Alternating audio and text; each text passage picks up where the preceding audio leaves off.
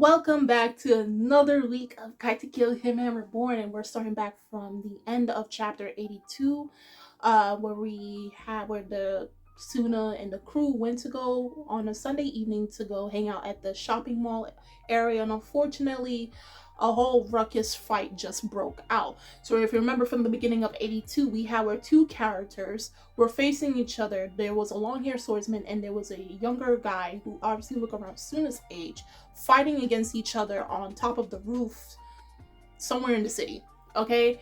And the younger one, who obviously has a dying will flame on his forehead, is looking for Tsuna for some reason.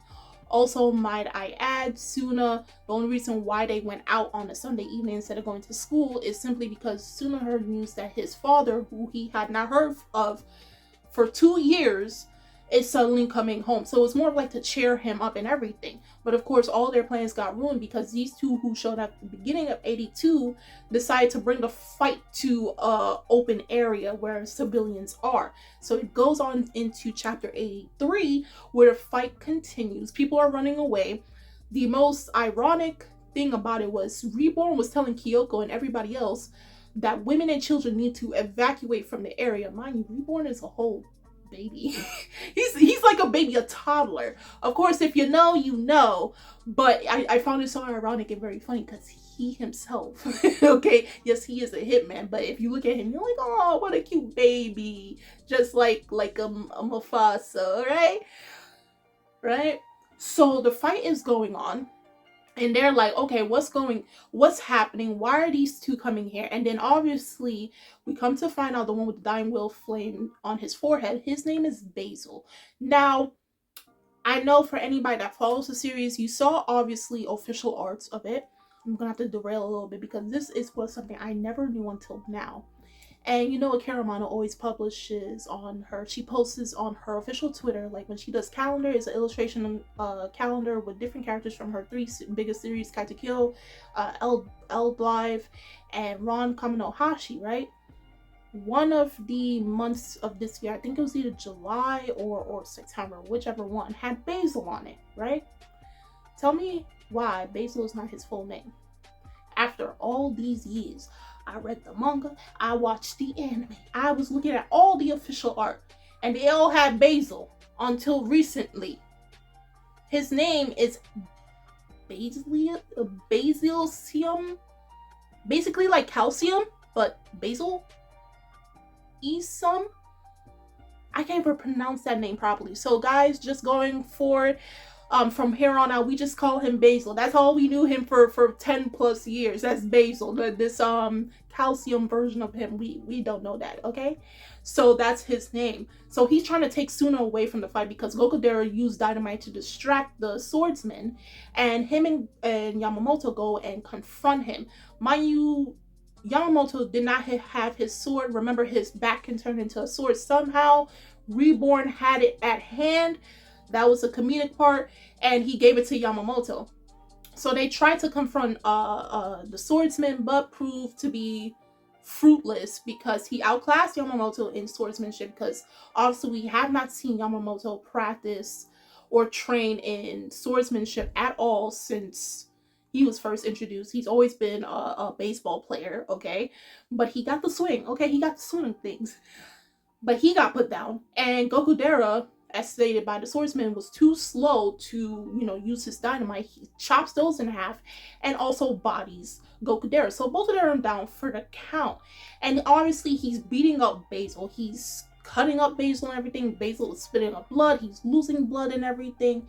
And obviously he does tell Tsuna that, Reborn cannot intervene. And this is not the first time we heard this.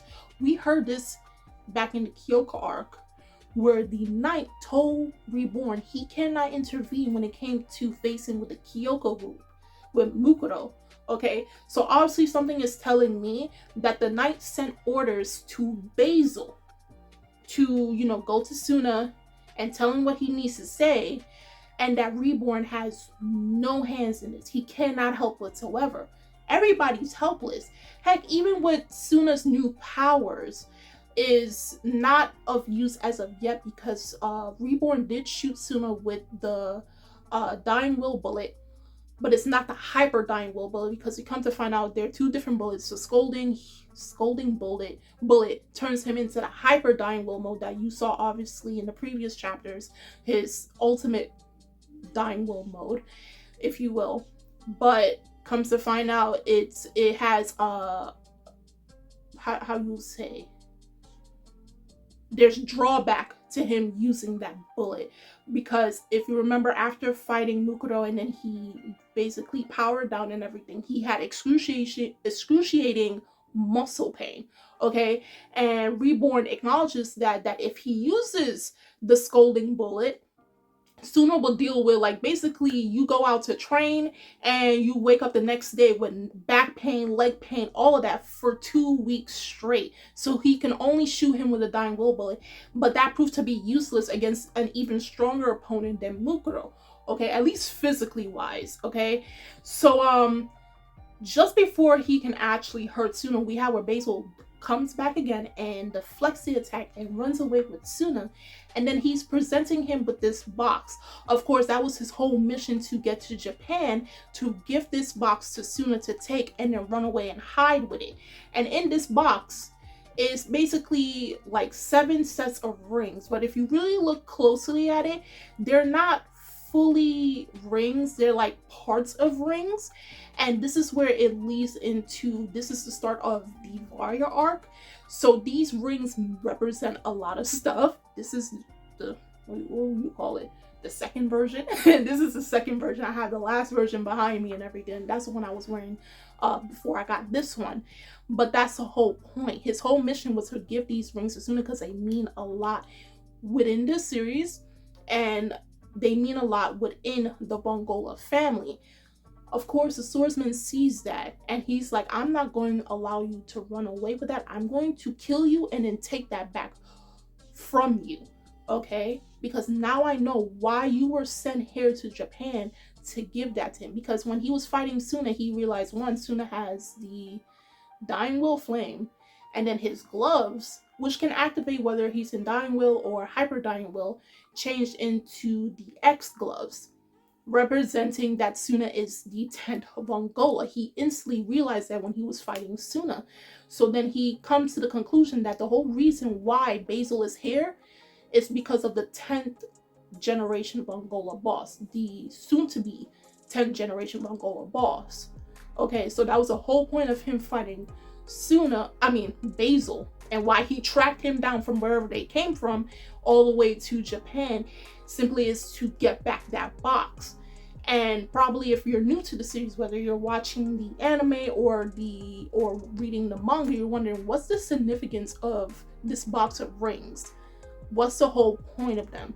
Now, they will go into detail in the upcoming chapters, but they do play a big role in everything that happens, okay? And this is just the start of it. If you think also, after the 10-year arc, it kind of goes into significance again, like a major play into like Tsuna becoming the 10th, okay, fully instated into the Bongola family.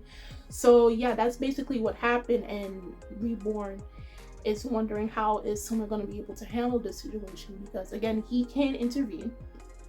Okay, he's just cosplayed as a bush in a pot. Okay, the dying will bullet is useless. That version, the original version of it, is useless against this opponent. Everybody is unconscious or about to die, and yeah, they're in a helpless situation, and this opponent is obviously stronger than their last opponent, aka Mukuro, Ken, and Shikusa.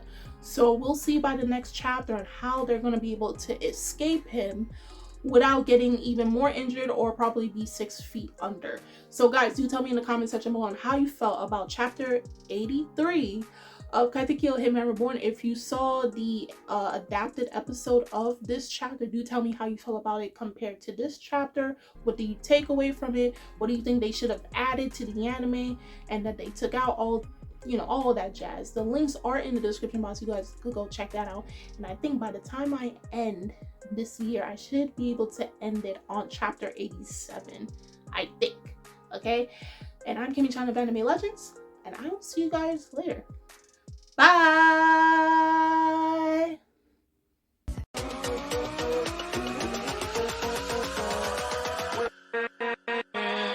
With